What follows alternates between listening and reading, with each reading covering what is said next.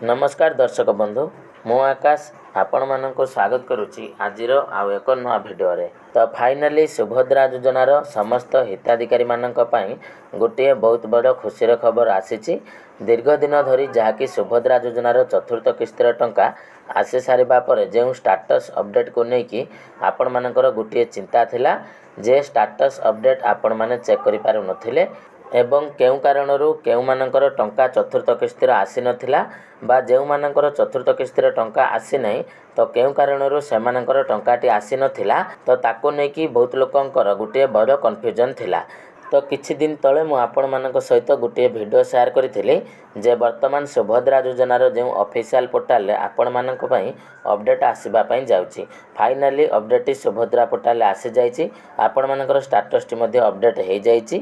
जे माने प्रथम द्वितीय एवं तृतीय किस्तिर टंका पाइथिले तो तांकर चतुर्थ किस्तिर स्टेटस टी अपडेट हे जाइची एवं ता सहित जे मानकर चतुर्थ किस्तिर टंकाटी आसी नथिला तो केउ कारणरू सेमानकर चतुर्थ किस्तिर टंकाटी आसी नै एवं केउ मानकर रिजेक्ट हेची तो तार सब किछि डिटेल्स वर्तमान आपण माने सुभद्रा पोर्टल चेक करि पारिबे।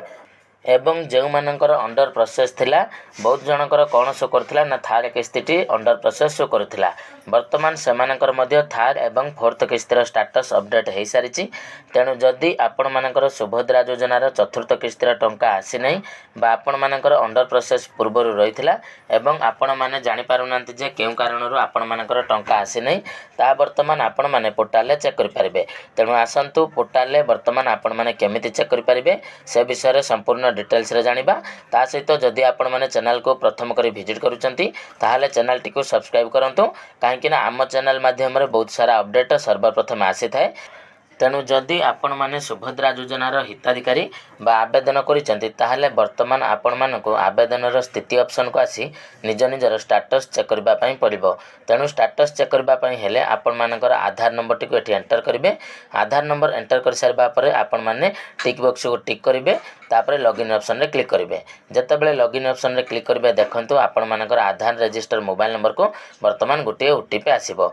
तेणु से ओटीपी टी को आपण माने एठी सबमिट करिवे एवं ओटीपी सबमिट कला पर देखंतु वर्तमान आपण माने फोर्थ पेमेंट रो जोटा कि स्टेटस मध्ये चेक करि पारिबे।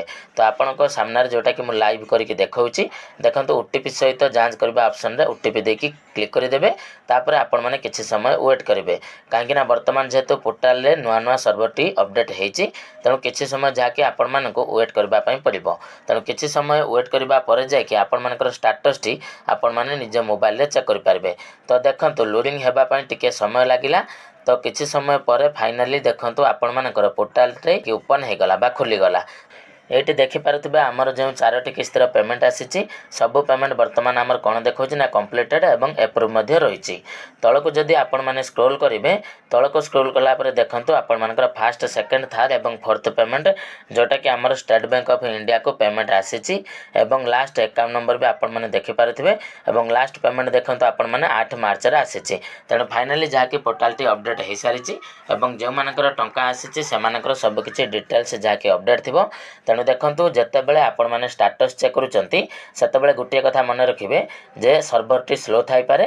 तेणु करी आपण मानकु धैर्य रखि कि 4 ରୁ 5 मिनिट अपेक्षा करबा पई पड़िबो। तापर आपण माने जे कि निज निजर स्टेटस टी को चेक करि पारिबे। एटा हला पेमेंट रो स्टेटस देखिबा पई पोर्टल टी अपडेट हे सारिची एवं आउरी मध्ये किछि लोकंगर स्टेटस म देखौचे जे मानकर टोटली पेमेंट आसी नै एवं गोटे भी किस्ती आसी नै तो सेमानकर मध्ये रिजेक्ट हेची तार रीजन मध्ये म आपण मानकु देखौची। तो एटी देखंतु आपण माने देखि पारथिबे गोटे हिताधिकारी नुआ करके जहा कि आवेदन करथिले तांकर देखंतु रिजेक्ट पूरा देखे दोची चारोटी किस्तिर पेमेंट संपूर्ण रिजेक्ट हेची। तो एटी देखंतु तांकर जो रिजेक्ट हेबार कारण कोन शो करूची ना स्टूडेंट स्कॉलरशिप पई तांकर रिजेक्ट हेची। तो एटा देखिबा जदि हमें रिजेक्ट हेची एटा तांकर पूरा इनवैलिड पई तांको रिजेक्ट करा जायची काहेकि ना से वर्तमान कोनोसी भी स्कॉलरशिप पाउनांती किंतु भूल डाटा देखे कि तांको जहा कि चारोटी किस्तिर पेमेंट जहा कि वर्तमान रिजेक्ट कर दिया जायची। तेणु आपण मानकर जदि भी वर्तमान सुधा गोटे भी पेमेंट आसी नै ताहाले आपण माने आपने निहाती भाव में निज निजर स्टाटस टी चेक कर दिंतु तापर अपडेट स्टाटस रे कौन रही आपण मैंने निहाती भाव में आमको कमेंट जनातु कहीं तापर मुझे आपण मानी गोटे भिडियो नहीं आसबि जे आपण मानकर रिजेक्ट जदि क्यों कारण ताकू आपण माने केमिति ठीक करिले आपण माने आगामी किस्ती टंका पाई परिबे तो सेगुडी को आपण माने केमिति ठीक करि परिबे से विषय रे आगामी भिडियो रे निहाती भाव में मु आपण मानक सहित आलोचना करिबि तो सेति पई आपण माने निहाती भाव में कमेंट माध्यम रे आपणकर रिजेक्ट होइतबा कारणटी को हमको जणातु एवं चैनल टी को जदि सब्सक्राइब करि नाते निहाती भाव में चैनल टी को सब्सक्राइब करि रखंतु। एबे दर्शक बंधु वर्तमान मु आशा करूछि जे आपण मानको भिडियोटी निहाती भाव में इनफॉर्मेटिव लागिथिबो जदि भिडियोटी आपण मानको इनफॉर्मेटिव लागि थाए ताले भिडियोटी को लाइक करबा सहित चैनल टी को सब्सक्राइब करदेवे। तबे चलतु दर्शक बंधु आज भिडियो एतिकी पुणी देखा आपण मानक सहित आ गोटे नुआ भिडियो नुआ टॉपिक को लेकिन तो सेते पर्यंत विदाय दिंतु। रहुछि जय जगन्नाथ।